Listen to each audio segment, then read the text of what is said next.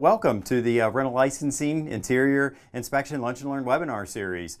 This is a series that's being presented by the Planning and Code Administration Department, generally by our neighborhood services team members, but we have a special guest here today. What we're going to do is walk you through a rental inspection. We're going to go room by room to kind of point out the things that we commonly come across. I want you to understand this is not a full comprehensive review of an inspection. What we're doing is just covering those things that we typically see in most of our residential neighborhoods here in Hagerstown. Do not use this webinar as a checklist. It's always as an advisory only. Each property owner is always responsible for making sure you're compliant with the adopted codes by the City of Hagerstown. For the next couple of weeks, we're going to give you what the inspector's thoughts are as we're walking through an inspection, just so that everyone can kind of understand the items that we're looking at. This is just for you to better understand those items that we're inspecting. At the end of the webinar, as time allows, we'll answer any questions that you may have. To ask those questions, you can certainly just click or tap on the Q&A button and type your questions into us, and we'll answer as many as we have time allotted for. Then today, we're going to walk you through the stairs and hallway area. So today we have Pam Harris that's going to be walking you through the inspection. And Pam is certified as a property maintenance inspector with the International Code Council, along with several other certifications. So today, I'm going to turn it over here to Pam. Pam, it's all you. Thanks, Paul. As Paul said, we're talking about hallways and stairs today. And the first thing that we look for when we do hallways and stairs in general are there any damaged surfaces? Is the carpeting or hardwood curled or broken, or are there any splits or damaged areas, melted areas? Is there any nails or protruding objects from the flooring or the stairs that could create a tripping hazard? Making sure that if there is carpet on the stairs, that it's securely fastened so it's not a tripping hazard as you go up and down the stairs. And making sure any subfloor that's available, the flooring underneath of the finished flooring, that there's no holes or damaged areas so that the floor is not spongy or you can put your foot through it. There's also no evidence of infestation of mice or roaches or any kind of bugs of any kind. And when we go up and down the stairs, the biggest things we look for are handrails and guardrails, making sure that the treads and the risers are all intact, nothing's loose, nothing's missing. The handrail goes from the bottom of the steps to the top of the steps, is graspable for the entire length of the steps, and it is actually between 34 and 42 inches from the edge of the steps, the top of the tread.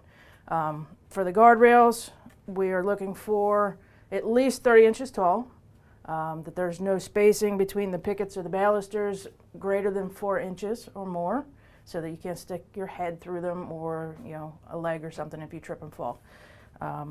Anything above 30 inches below the floor below must have guardrails, and they have to be properly secured so that if you were to fall down the stairs, they don't keep you falling off the edge. The stairs need to have a light that is operable from the top and the bottom by a switch that provides at least 1 foot candle on every surface of the stairs. So as you're going up and down the steps, you don't want to have to walk down the steps to turn the light out. That light also needs to be fully functional and intact. If there's a globe, that it's properly fitted, that it has the proper screws and the glass is intact if there is any glass, making sure that the switches are operable, they're not broken, making sure that there's no receptacles in that light so that you don't have to use extension cords. Extension cords tend to become a fire hazard because people pull them out, they might damage the light, it might arc.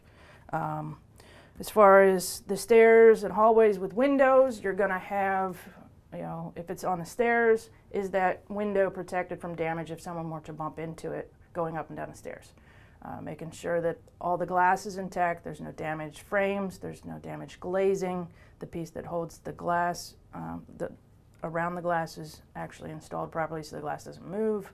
Making sure that it's required to have a lock, that the lock is secured to the frame and it's operable, and making sure the window opens and closes and stays open with its own hardware.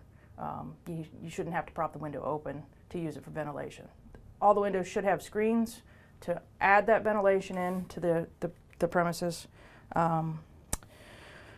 There's going to be several doors also, bedroom doors. There might be an exterior door. If it's an exterior door, you have to have it weather tight. And you have to have a lock that you have a thumb latch, not a double key, because you can't have a double keyed lock on the exterior of a door. You can't have any special knowledge or keys to use that lock. And making sure that the frame's not damaged, the doorknobs are functional, everything latches and swings properly, and the door fits inside the frame. If there's a window or screen inside of that door, it also needs to be fully intact. It can't move when the door is operated, and there can't be any deficiencies with it. As far as the hallways, you'll probably have receptacles in the hallway, in the baseboard, or on the floor. Those receptacles can't have any burn marks, can't have any melted areas, can't be painted closed. There shouldn't be anything in the ground prong, like if something broke off, if something's in the receptacle. If it's painted, it has any kind of burn marks or is melted in any way, it will have to be replaced. If you're replacing an existing receptacle, you do not need an electrical permit. If for some reason you have to add a receptacle because you don't have the proper amount, or it's in the wrong place, say over a baseboard heating element, that is a hazardous location that the cords can melt if they're used. So if you need to move one for any reason, then you'll have to have an electrical permit. Let's see. There are other hallways involved, not just interior hallways. For common hallways, which are hallways that service more than one unit, typically 2 or 3 units here in town, those hallways actually have to have all the same items as the interior hallways of a unit, except that the lighting has to be on 24 hours a day, 7 days a week. The only exception to that rule is if there's 2 units and one unit is upstairs, you can't have a 3-way switch because it's only going to be operated by one person or the tenant in that unit. Those common hallways also need handrails, guardrails, all the typical things, making sure the surfaces are okay. And that common hallway can be a motion censored light that it turns off by itself after a period of unoccupied use. So a quick recap would be making sure that the surfaces are complete, there's no damaged paint, there's no damaged flooring, there's no damaged walls or ceilings, making sure all the doors fit properly in the frame, the windows the same, make sure there's no broken glass, make sure there's no broken surfaces, everything functions properly, the receptacles are all installed in non-hazardous locations and they have proper covers. I did forget to mention that the floor cover is required if the receptacle is within the floor to keep any dirt and debris so that it closes so that nothing can get down in the receptacle and cause a fire hazard. But all the lighting is secure, all the handrails are secure so that if someone were to grasp them, if they do trip down the stairs, that it will hold their weight. So I'm going to turn it back over to Paul. All right, so we got tight quarters here, so I have to, kind of come up the steps on this one. Thanks, Pam, for taking us through the hallways and stairs here. Although hallways and stairs might not think of it as a common area to inspect, it's actually one of our most traveled areas in all of our residences, so we want to make sure that they're just as compliant as any habitable room. Pam did not cover everything that you typically could come across doing an inspection in the hallways and stairs. Hagerstown's a very unique town and everything's different in pretty much every structure. Our goal is always just to give you an overview of an inspection of this area. If you have specific questions related to your particular property, you can always email us at codecompliance@hagerstownmd.org where we can answer those questions to you. Right now, we'll open things up to some general questions, so please just go ahead and submit any ones that you might have. I have a couple here for Pam that we're going to ask. So you mentioned about a 2x4, and are the 2x4s allowed as far as them stairs? Because it's so easy to put up a 2x4. It is easy to put up a 2x4, but unfortunately it doesn't meet the graspability requirement. A graspable handrail like this one, you have to be able to hold on to it, and a 2x4 has unless you were to bevel it to make that graspable area, it would not be permitted.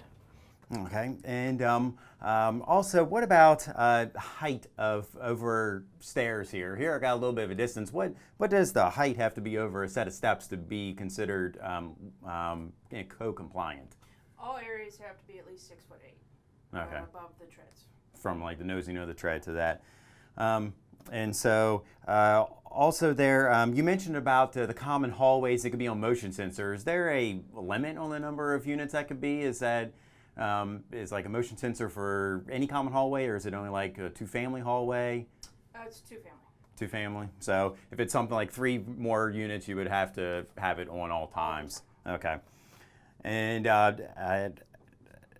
one other question I kind of have here for you that we kind of got back on our feedback from last webinar that we did, and want to kind of answer it now, is that knob and tube wiring. Although it's not very commonly seen in a hallway, we do see those a lot of times in basements type of stuff. Is knob and tube wiring allowed in residences? It is if it's an existing condition and is not hazardous. If there's any frayed edges of the knob and tube, if it's damaged in any way, it should be replaced so that it's not hazardous. And if it is running on the surface, it should be covered and protected. But knob and tube is permitted if it was existing in the time that it was built.